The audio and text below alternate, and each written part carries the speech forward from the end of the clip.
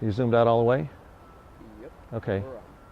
So this is what's, known as the power line pool, and hence named because of the power lines going over the top of it. We've got another fisher person over there. I believe they're nymphing. I'm looking away to us, but actually they may be. No, I don't see an indicator, so I think he's just working a really light streamer because I hardly see anything hitting the water at all. But by the way, I put these steps in, and I need to repair the bottom one. But the Spangs, who own the property on this side actually on both sides of the river, asked us to do something to try and help deal with erosion, and this definitely has done so on this side. But anyway, there's a sandbar just at the bottom here, and people will stand on that to fish between the big rock in the middle of the river and upstream of it. And that slow down this way and shoot wide, and tell me when you're recording. All right, so they're doing construction up at the bridge, and it's too bad it doesn't last that long. At least the last time it only lasted about an hour or so, but if you can see it, there is a chocolate soup coming downstream, and it's from them digging up something up above. According to Carl Spang, it's only supposed to happen today and maybe Friday, but I was kind of hoping they wouldn't be out working today, but it definitely changes your tactics. Typically when I'm fishing a cloudy river, I'm looking for something that's going to have contrast, and that, believe it or not, can even be black or something obviously really bright colored and gaudy. I'm still not crazy about fishing this, and I'm not exactly sure what I want to do, but Pat, have you got a pretty good sense of what the clear water still looks like and the chocolate stuff looks like?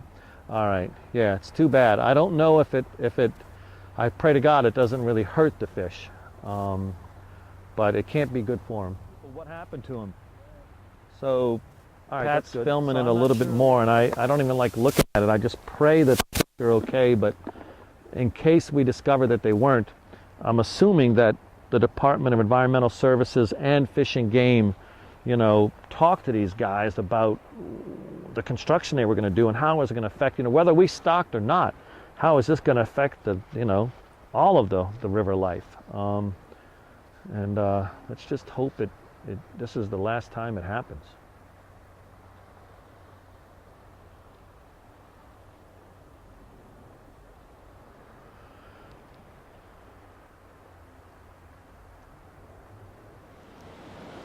So this is the water even after they stopped dredging some 10 minutes ago. That should be crystal clear water down in there by that rock, but it's pretty much just chocolate sludge.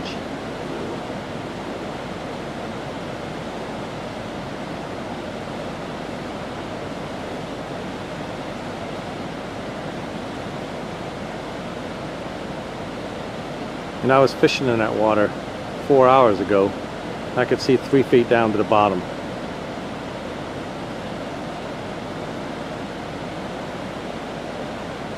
And it runs down the whole length of the river, and according to the construction guys, it's been like this since we left 3 hours ago.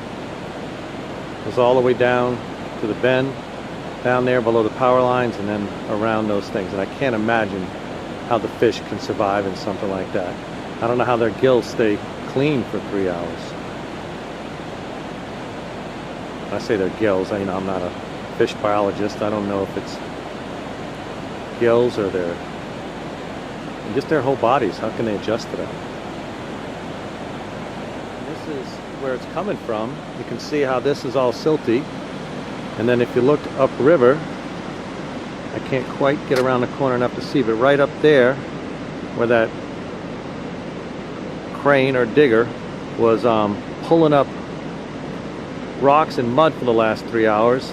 Now I assume that orange barrier there is meant to keep the silt out, but I'm guessing that barrier only goes down a few feet deep because there's a huge amount of silt. When you think about how much silt it takes from what he's digging up there to come down through this entire impoundment,